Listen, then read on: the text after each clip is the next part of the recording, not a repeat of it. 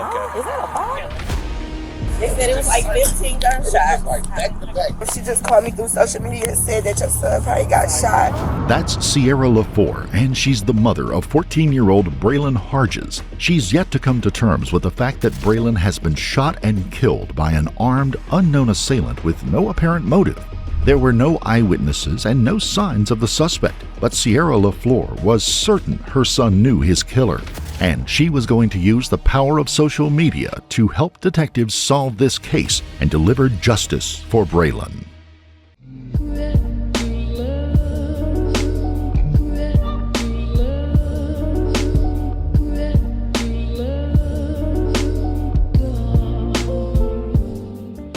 Before we begin, let us express our deepest sympathies to the family and friends of Brilan Harges and everyone who helped to find justice for his family. Brilan Harges was the kind of a teenager who was well on his way to a happy and successful life. He was good at football and an all-around likable character, and was known to give great hugs. Like any 14-year-old, he enjoyed socializing, so when he was asked to meet up with his friends on November the 5th of 2023, he wanted to join in the fun. He met 16-year-old Steven Sopko at a house near 90th Street and Edmonds Avenue in Cleveland, Ohio, which also happened to be the house where Steven's girlfriend resided. Brilan, Steve, and his girlfriend all left the house around 6:30 p.m., and that appeared to be the end of the evening's fun. But as Brilan walked ahead, Steven pulled out a gun and shot him in the back. There appeared to be no motive and no provocation, with the events unfolding so fast that it wasn't even clear who had been shot. This is a lost soul. Like, ain't no fucking way. This is a lost soul. Ain't no way. This why I don't like this fucking shit. I can't stand it. Hello? Before that, I'm recording them because this gonna be known. Ma'am. Hello? Ma'am. Yes, hello. What is the address of the police? What do you need the police? I mean, I'm on 93rd and Edmonds. 93rd and Edmonds? It's a body in the middle of the street. I don't know what's wrong with it, but it's bleeding from the head. It looks like a female. All right, 93rd and Edmonds. She's laying in the middle of the street, you said?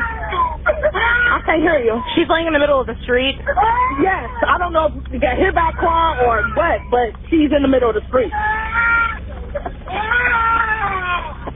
Black, white, or Hispanic female? Huh? Black, white, or Hispanic female? Can you tell me what she's wearing? I didn't see because it's dark and I got scared because I'm like, I don't know what's happening right here, and I got my kids in the car. Okay. As officers from the Cleveland Police Department arrived on the scene, they would discover the alleged female victim was in fact a male, and he was desperately in need of medical attention. We must warn you that the following body cam footage might be difficult to watch.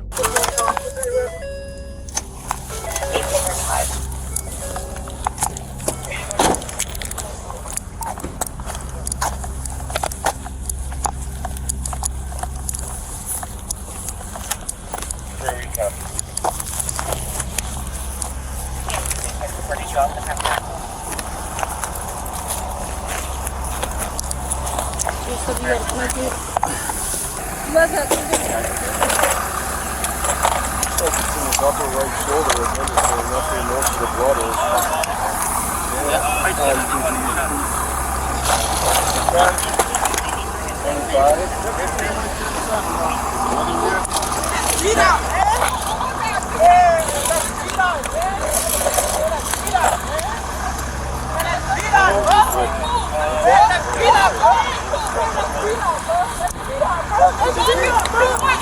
Brilan Harges' life was in serious jeopardy. He had suffered a total of 15 gunshot wounds. The first responders kept on giving him CPR right until the ambulance arrived, and now the medics had the task of trying to save Brilan's life before his devastating injuries claimed it. Although there were no witnesses to the shooting itself, any information the investigators could gather would help solve the case. Did you guys see anything or just hear anything? I just saw. And it was a red car with some guys in it, but they rolled right past me. Okay. So that's all I saw. Which way did they go? That way. You said it was a red car? Yeah. And they went that way That towards way. 90th and Harkness? Yeah. Do you know what kind of red car? Because I was so in shock. Yeah. I don't know. Do you know who was in the vehicle? It was just two boys in the car, and they wouldn't even stop to talk to me. So I asked them to call the police. They just kept going. but I don't know who did it. You know don't know what I'm saying? make or model or anything like that? Okay. He was just laying there. That's all. I almost hit him. Speaking with somebody on scene, they said they seen a red vehicle take off from this location going towards 90 instead of Harkness. Unknown make or model. They seen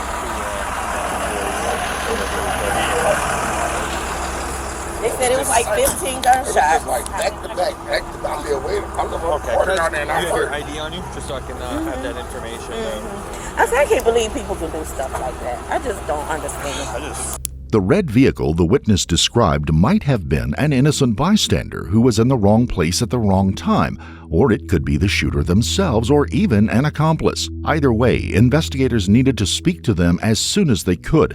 While the patrol units were on the lookout for the mysterious red vehicle, officers at the scene of the shooting had to try to figure out what happened and the identity of the unknown victim. So you said the car took off, you heard about 15 shots? I didn't hear no shots. You didn't hear no shots? I didn't hear no shots. They heard the shots. When I came, he was just there. On the ground, laying in the middle? I kind of knew what it was. I was like, okay. Is that a bar? And did you say anything to those guys? No. Oh, yeah. I said, can you call the police? They just kept going. They just took off at a high rate of speed? Not a high rate. They just kept going. Took off? Okay. They could have been just driving by. I don't know, you know. What she said? She said that when she seen the person on the ground. She seen two people in a red vehicle in the car. She asked, can they call the police? And when I told the girl, and when she she called the said police. that, they took off going northbound, 90 towards Harkness.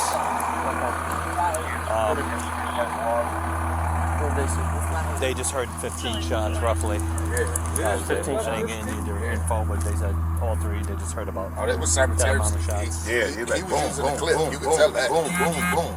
Yeah. You could tell when nobody shoot back. You could tell it didn't take one sound. We would sit right down in our car talking, and we just heard.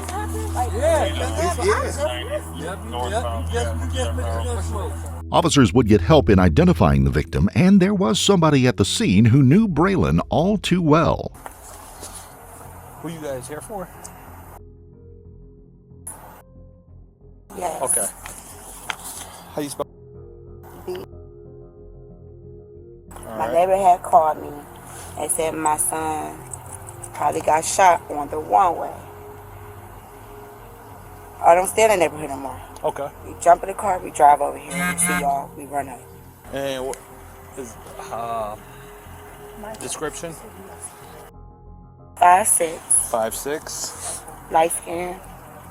I just took back, I think like 205 now. Wait, 205? Okay. Let me just give me a couple minutes, okay?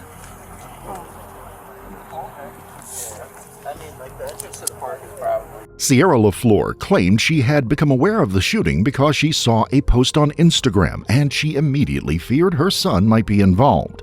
Although she couldn't give any information on who the suspected shooter might be, she did provide information that would help officers identify Brilan. I don't know. She just called me through social media and said that your son probably got shot.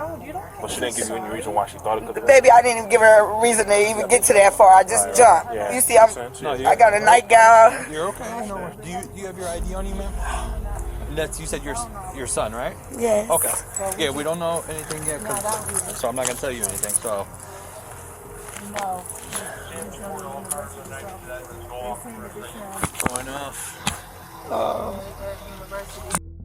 Sadly, despite the best efforts of the medical professionals, Brilan Harges passed away in the hospital a short time after arrival, bringing an abrupt and violent end to the life that had barely begun. This left investigators with a murder on their hands, with very little evidence or information to help them figure out who was responsible. It would be down to the Cleveland Police Department's Homicide Unit to solve this case, and they'd use social media to try and identify the person who pulled the trigger.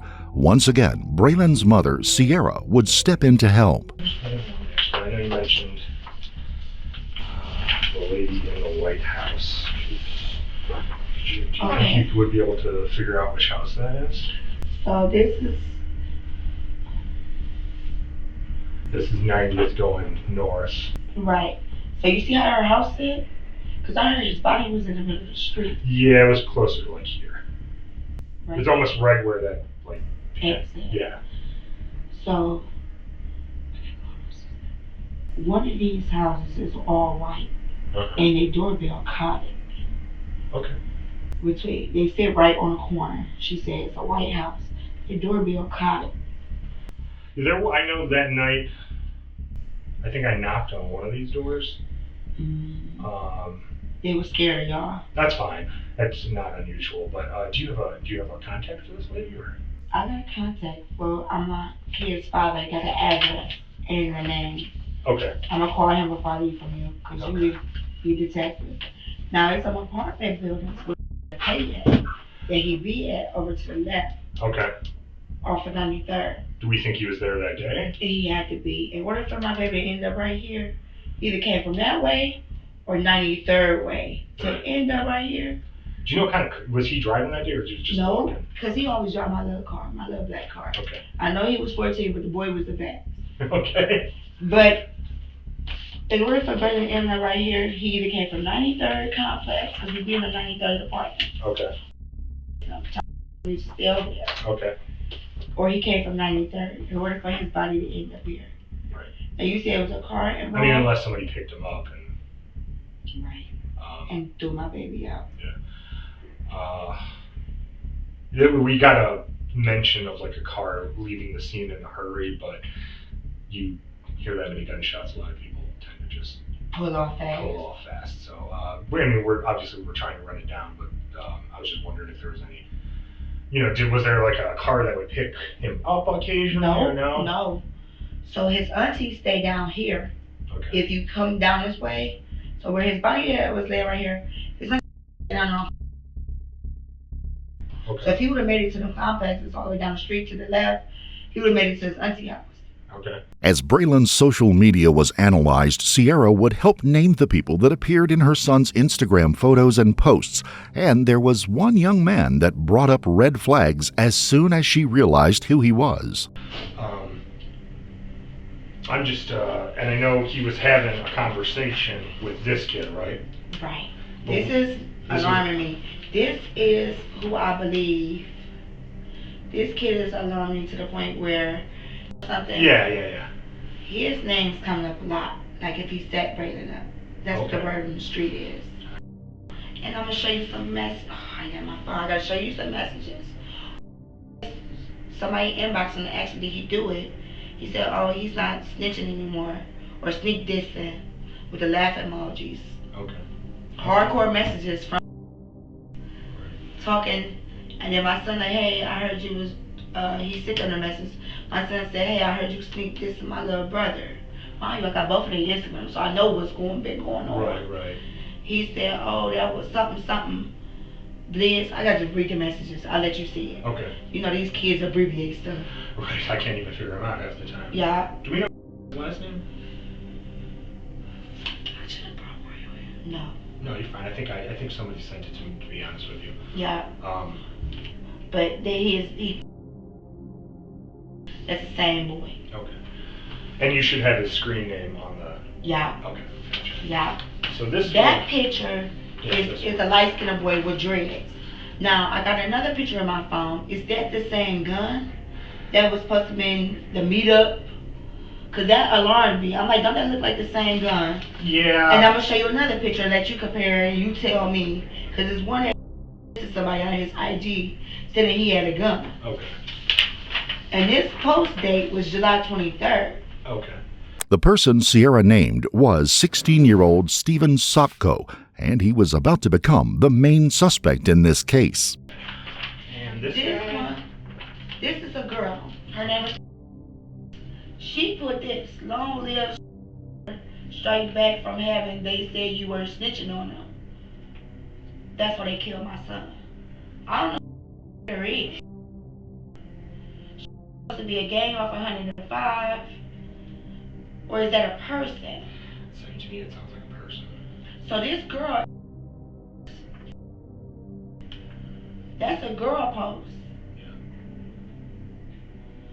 But whoever this girl is, this light-skinned boy is in her pictures. Oh, so they're following. Yeah, like if they're connected. Okay. Like if that's his auntie or something, this light-skinned boy is in her pictures when you go through her page. Okay.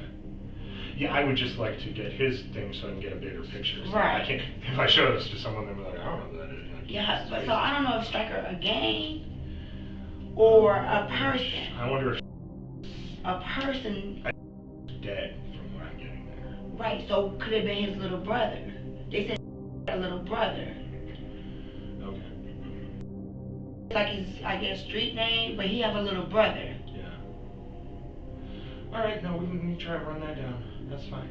Yeah, so that's what I'm getting in the streets. You know, I don't be out here too often, but that's what everybody's telling me. It was revealed that Brilan and Stephen had been locked in a furious battle of jealousy that had unfolded over social media. Brilan had become friends with Stephen's girlfriend, and this had caused tension between the two that eventually led to bloodshed. But Sierra did more than just name potential suspects. She even managed to find one house across the street from the shooting that had a Ring camera, and the owner of that camera was brought into the station. The detective in charge was able to watch the murder unfold before his very eyes. So, it's my understanding you have like a Ring camera? It don't face that direction, but I got a camera that's like in the driveway. It's kind of like in a blind spot, but you might can. Do you think we could pull it up?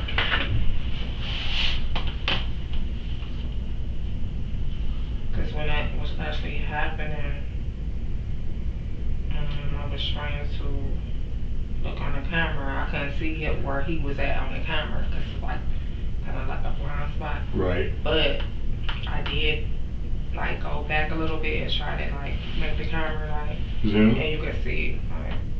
You can see like people, or what do I mean? What do you see? Yeah, you can see him getting shot. Okay. Do you see any of the suspects, or? Okay. But it's like one boy, and we was like in. Just one boy. Okay. And they was coming down Holy Rod. On the night of November 4th, 2023, Brilan had spent some time with Stephen's girlfriend when Stephen wasn't around, and it appeared that Stephen saw this as a direct threat to himself. On the very next night, November the 5th, Brilan was at Stephen's girlfriend's house, but this time Stephen was with them. As they left the house, Brilan walked ahead of Stephen. The gun was produced and fired 13 times into Brilan's back. As Brilan lay on the ground, Stephen fired an additional 3 shots into his back, leaving Brilan with little to no chance of survival. It's alleged that Stephen then returned to his girlfriend's house and hid while police were trying to save Brilan's life. It took over a month to collect enough evidence to come up with a warrant for Stephen's arrest, but after his cell phone placed him in the area of the shooting, Cleveland police got an arrest warrant and they went to apprehend the suspect. But now they found Stephen was not ready to hand himself in. On January the 4th, 2024, Stephen barricaded himself inside his home, and it started a tense standoff with law enforcement. But Stephen was outnumbered, outgunned, and outsmarted by the police. After he realized this, he gave himself up without a single shot being fired. But that didn't mean Stephen was ready to talk, as he refused to say anything to the police.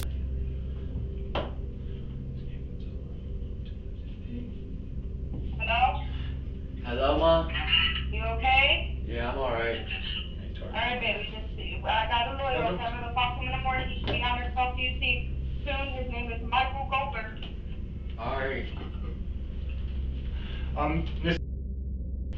Yeah? Hey, this is Detective Kellums. I'm here with your son. Okay. So he told us there was nothing, he had nothing for us to talk about, so we just wanted to have him consult with you first. Okay.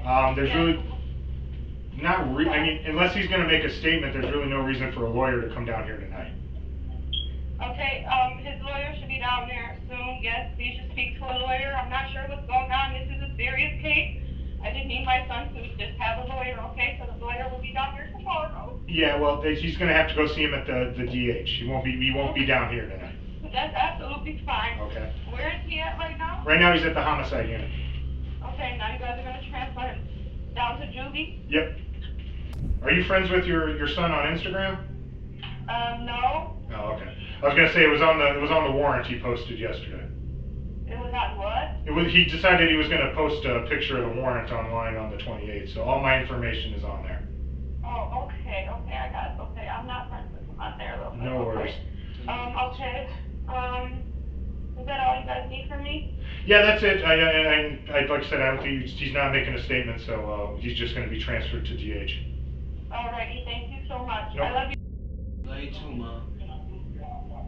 I love you. I love you, Mom. It's okay. Bye, baby. Everything's gonna be okay. I know, I love you. I love you too. Bye, baby. Love you, Mom. Stephen's silence was not just confined to the interview room. He refused to admit to anything, even after ballistic evidence confirmed that the gun that killed Brilan had been in Stephen's possession. Due to the severity of the crime, Stephen Sopko was tried as an adult and stood trial on charges of aggravated murder, and 2 counts of felonious assault. The trial started on October the 21st of 2024, almost a year after the shooting. With evidence from cell phone records and ballistics, the case against Stephen was almost overwhelming, and the prosecution pulled no punches in trying to prove that Stephen wasn't just guilty. He planned the whole thing in advance to eliminate his love rival. In this case, Your Honor, you saw the video. You saw the evidence. I don't need to play the video again to tell you what happened. 13 shots in the back of a 14-year-old. You don't need to see that again. You know in your heart what he was doing that day. He wanted to kill Brilan Harges. And I know the state of Ohio, Detective Kelms, Chad Cleveland, and Jack Dowling throughout this process. You saw it in trial. We wrestled with the fact of, and you heard during the opening statements, the state doesn't have a motive. Why would he do this? There are numerous trails in his Instagram or phone dump of why he would do this, or Brilan's phone dump and Brilan's Instagram of why he would do this. Was it because that he was hanging out with Stephen's pregnant girlfriend the night before? Was it because that Brilan tried to sell a gun to his friend that day? I don't know. Only Stephen knows those answers to those questions of why you would shoot somebody 12 times, and when they're on the ground, you pause, and then you shoot them again. Only Stephen knows those answers to those questions of why he would callously kill Brilan Harges. But he did make an informative jail call the 27th of October. So that would be after the verdict for aggravated murder. And that was the first call to his mother. Your Honor, as an officer of the court, I do listen to those calls after verdicts or after pleas to hear maybe some remorse or responsibility from defendants. And I did not hear that at all. The state of Ohio understands the law. Stephen has a right to an appeal. He is going through his appellate rights. And the state of Ohio understands he doesn't have to talk here. He doesn't have to give you anything. He has that right. But what he told his mom is informative. He told her, it's going to be what it's going to be, but I got to do this time. Then he said, that's what comes with this shit. What is it, Your Honor? Killing someone? Shooting them 13 times? Or as Stephen Sopko said during the Instagram, getting bodies. Bodies. Is that all Brilan was to him? A body? It only took 4 days for the trial to conclude, and the jury took even less time to find Stephen Sopko guilty, with their verdict taking a few short hours to decide. But right until the very end, Stephen remained tight-lipped, refusing to speak about his crime or admit to what he had done. Although Stephen showed no remorse, the look on his face after he realized how long he would spend in prison might be justice enough for some, especially for Brilan's heartbroken mother. I just want to say thank you, Judge. Thank you. I want to say thank you to the prosecutors, and the detectives, and everybody for bringing me justice for my baby. It was a long journey, very long, and I'm still healing. But I brought Brilan with me today to thank you. And when it comes to Stephen, I just want to know why. My baby would have had so much to offer you guys. At 14, he didn't have to have headlines like this. It could have been a good headline for my son one day. And I always want to just ask Stephen why. Why?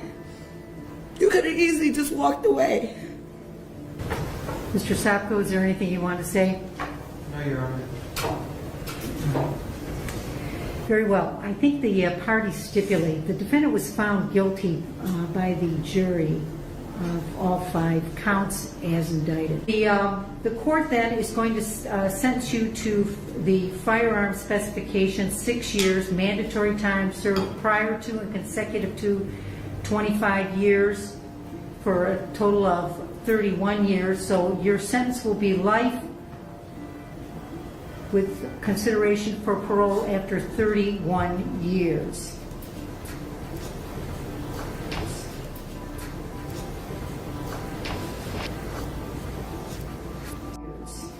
There is nothing that can ever soothe the loss of a child in such brutal circumstances, but knowing Stephen Sopko will spend at least 31 years in prison might bring some comfort to those who knew Brilan Harges, and to ensure Stephen will never put another family through the same pain and turmoil again.